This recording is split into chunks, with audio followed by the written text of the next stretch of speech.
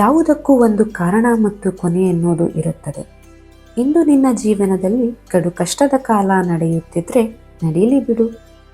ಜೀವನ ದೊಡ್ಡದು, ಅದಕ್ಕಿಂತ ನೀನು ದೊಡ್ಡವ.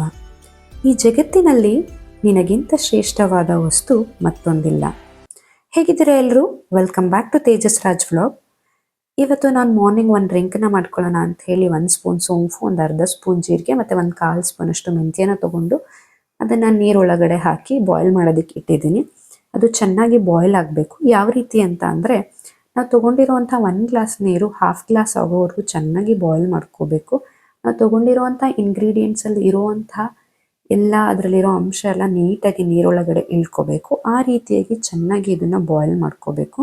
ಬಾಯ್ಲ್ ಮಾಡ್ಕೊಂಡಿದ್ದು ಆದಮೇಲೆ ನಾವು ಇಲ್ಲಿ ಶೋಧಿಸ್ಕೊಂಡು ಈ ರೀತಿಯಾಗಿ ಶೋಧಿಸ್ಕೋಬೇಕು. ನೀವು ಶೋಧಿಸ್ಕೊಂಡಿದ್ದಾದಮೇಲೆ ಅದಕ್ಕೆ ನೀವು 1 ಸ್ಪೂನಷ್ಟು ಜೇನುತುಪ್ಪನ ಸೇರಿಸ್ಕೊಂಡು ಕುಡಿದ್ರೆ ತುಂಬಾ ಚೆನ್ನಾಗಿರುತ್ತೆ. ಮೆಂತ್ಯ ಹಾಕಿರೋದ್ರಿಂದ ಕಹಿ ಏನಿರಲ್ಲ, ನಿಜವಾಗ್ಲೂ ತುಂಬಾ ಟೇಸ್ಟಿಯಾಗಿರುತ್ತೆ. ಒಂದ್ಸಲ ನೀವು ಕೂಡ ಟ್ರೈ ಮಾಡಿ ನೋಡಿ.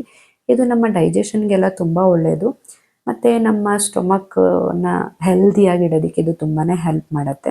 ಅದಾದಮೇಲೆ ನಾನು ಸ್ವಲ್ಪ ಕೆನೆ ಎಲ್ಲ ತೆಗೆದ್ಬಿಟ್ಟು ಹಾಲನ್ನು ಬಿಸಿಗಿಡ್ತಿದ್ದೀನಿ ಕಾಫಿಗೋಸ್ಕರ. ಆದಮೇಲೆ ಇವತ್ತಿನ ತಿಂಡಿಗೋಸ್ಕರ ನಾನಿಲ್ಲಿ ಎಲ್ಲ ರೆಡಿ ಮಾಡ್ಕೋತಾ ಇದ್ದೀನಿ. ಇವತ್ತಿನ ತಿಂಡಿನ ನಾನು ಸಿಂಪಲ್ಲಾಗಿ ಸಬ್ಸಿಗೆ ಸೊಪ್ಪಿನ ಉಪ್ಪಿಟ್ಟು ಮಾಡ್ಕೊಳ್ಳೋಣ ಅಂತ ಹೇಳಿ ಮಾಡ್ಕೋತಾ ಇದ್ದೀನಿ. ಅದಕ್ಕೋಸ್ಕರ ನಾನಿಲ್ಲಿ ಒಂದು 2 ಈರುಳ್ಳಿನ ತೊಗೊಂಡು ಉದ್ದಕ್ಕೆ ಹೆಚ್ಕೊಂಡು, ಅದಾದಮೇಲೆ ಒಂದು 4ರಿಂದ 5 ಹಸಿಮೆಣಸಿನ್ಕಾಯಿನ ತೊಗೊಂಡು ಅದನ್ನು ಕೂಡ ಹೆಚ್ಕೊಂಡು ಇಟ್ಕೊಂಡು, ಒಂದೇ ಒಂದು ಟೊಮೆಟೊನ ತೊಗೊಂಡು ಅದನ್ನು ಕೂಡ ಈ ರೀತಿಯಾಗಿ ಸಣ್ಣದಾಗಿ ಹೆಚ್ಕೊಂಡು ಇಟ್ಕೊಂಡಿದ್ದೀನಿ. ಅದಾದಮೇಲೆ ಸಬ್ಸಿಗೆ ಸೊಪ್ಪನ್ನ ನೀವು ಒಂದು 1/4 ಕಟ್ಟಷ್ಟು ತೊಗೊಂಡು ಅದನ್ನು ನೀಟಾಗಿ ತೊಳ್ಕೊಂಡು ಸಣ್ಣದಾಗಿ ಹೆಚ್ಚಿಟ್ಕೊಳ್ಳಿ. ಅದಾದಮೇಲೆ ಬಾಣಲಿನ ಬಿಸಿಗೆ ಇಟ್ಕೊಂಡು ಬಾಣಲಿ ಬಿಸಿ ಆದಮೇಲೆ 1 ಲೋಟದಷ್ಟು ರವೆನ ತೊಗೊಂಡು ನೀಟಾಗಿ ಫ್ರೈ ಮಾಡ್ಕೊತಾ ಇದ್ದೀನಿ. ನಾನಿಲ್ಲಿ ರವೆನ ನೀಟಾಗಿ ಫ್ರೈ ಮಾಡ್ಕೋಬೇಕು. ನಾನಿಲ್ಲಿ ಯಾವುದೇ ರೀತಿ ಎಣ್ಣೆ ಏನೂ ಹಾಕಿಲ್ಲ, ಹಾಗೇ ಫ್ರೈ ಮಾಡ್ಕೊತಾ ಇದ್ದೀನಿ.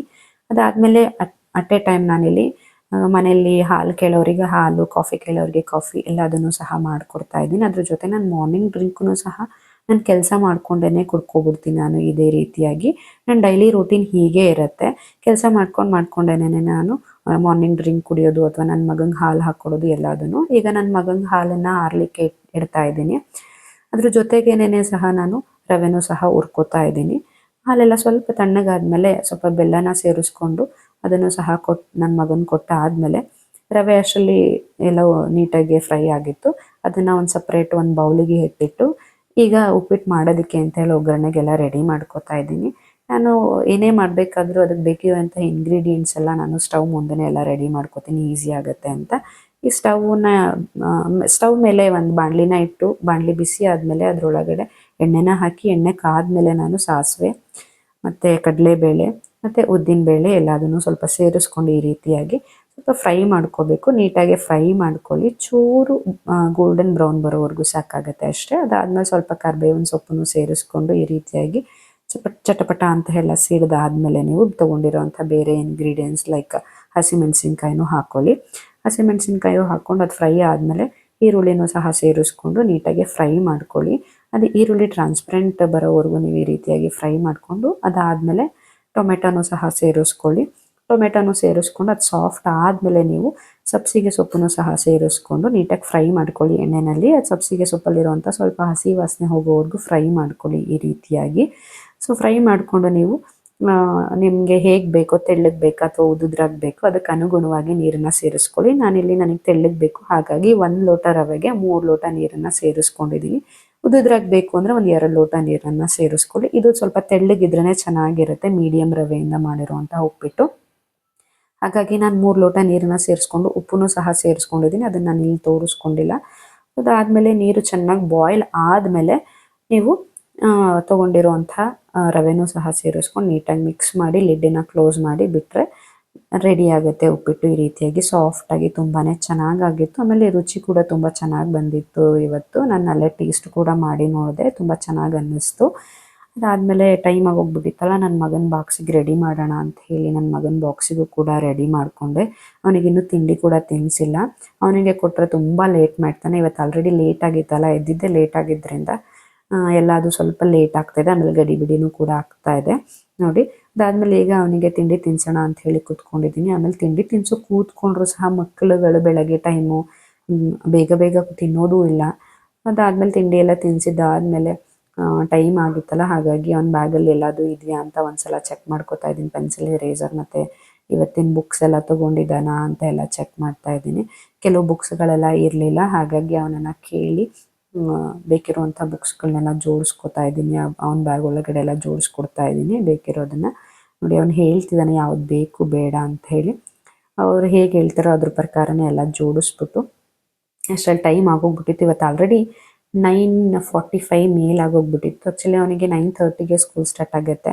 9:45 ಆಗೋಗ್ಬಿಟ್ಟಿತ್ತಲ್ಲ, ಹಾಗಾಗಿ ಇವತ್ತು ಹೇಗಿದ್ರು ನಾನು ಮಧ್ಯಾಹ್ನ ಹೋಗೋದಿತ್ತಲ್ಲ, ಬಿಟ್ಬಿಟ್ಟು ಬಂದ್ಬಿಡೋಣ ಸ್ಕೂಲ್ ಹತ್ರ ಅಂತ ಹೇಳಿ ಬಿಟ್ಬರೋಣ ಅಂಥೇಳಿ ಅವನು ಕೂಡ ರೆಡಿ ಮಾಡಿಕೊಂಡು ಕರ್ಕೊಂಡು ಹೋಗ್ತಾ ಇದ್ದೀನಿ. ಸ್ವಲ್ಪ ವ್ಯತ್ಯಾಸ ಆಗುತ್ತೆ ಕೆಲವು ಟೈಮ್ ಈ ರೀತಿಯಾಗಿ. ಆದಮೇಲೆ ಶೂ ಎಲ್ಲ ಹಾಕಿ ಅವನನ್ನು ರೆಡಿ ಮಾಡಿ ಈಗ ಹೊರಟ್ವಿ. ನಾವು ಕೂಡ ಅವ್ನ ಸ್ಕೂಲ್ ಹತ್ರ ಬಿಟ್ಬಿಟ್ಟು ಬರೋಣ ಅಂತೇಳಿ. ಅವ್ನ ಸ್ಕೂಲ್ ಇಲ್ಲೇ ವಾಕಬಲ್ ಡಿಸ್ಟೆನ್ಸ್ ಆಗಿರೋದ್ರಿಂದ ಆರಾಮ್ಸೆ ಹೋಗ್ಬಿಟ್ಟು ಬರ್ಬೋದು. ಇವತ್ತು ನನಗೆ ಟೈಮ್ ಇದ್ದಿದ್ದರಿಂದ ಅವನ ಜೊತೆನೂ ಸ್ವಲ್ಪ ಟೈಮ್ ಸಿಕ್ಕಂಗೆ ಆಗುತ್ತೆ, ಅವನ ಜೊತೆ ಟೈಮ್ ಸ್ಪೆಂಡ್ ಮಾಡ್ದಂಗೆ ಆಗುತ್ತೆ ಅಂತ ನಾನೇ ಬಿಟ್ಬಿಟ್ಟು ಬಂದೆ ಸ್ಕೂಲಿಗೆ. ಖುಷಿ ಅನ್ನಿಸ್ತು ಇವತ್ತು ನನಗೆ ಅವನ ಜೊತೆ ಟೈಮ್ ಸ್ಪೆಂಡ್ ಮಾಡಿದ್ದು.